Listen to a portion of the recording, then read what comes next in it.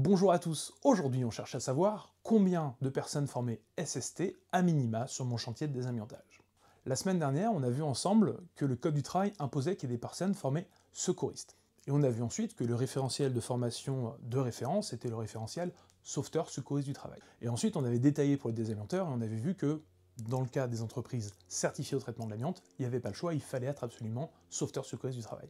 Maintenant la question qu'on se pose, c'est combien de personnes SST je dois avoir sur mon chantier d'amiante.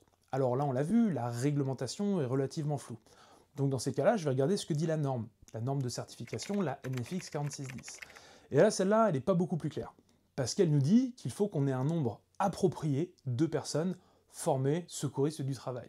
Et que pour ça, ça va être en fonction des risques de l'entreprise. Donc, en fonction de l'évaluation des risques, ça veut dire à minima une personne SST, et après, comme on veut. Alors comme on veut, c'est pas terrible, donc pour ça, je vais vous proposer une autre référence qui nous est proposée par l'OPPBTP, qui a sur son site une page très détaillée sur l'organisation des secours sur un chantier amiante. Et dans ce dossier, on voit qu'il nous préconise de mettre à minima 2 personnes formées SST en zone, et qu'il faut à minima un SST par tranche de 5 personnes amenées à rentrer en zone.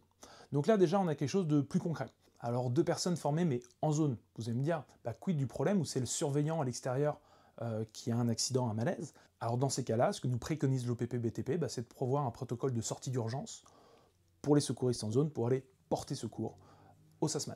Bon, arrivé à ce stade, et comme souvent sur un chantier on peut faire tourner sur les différents postes, on peut préconiser que toutes les personnes soient formées aux gestes de premier secours.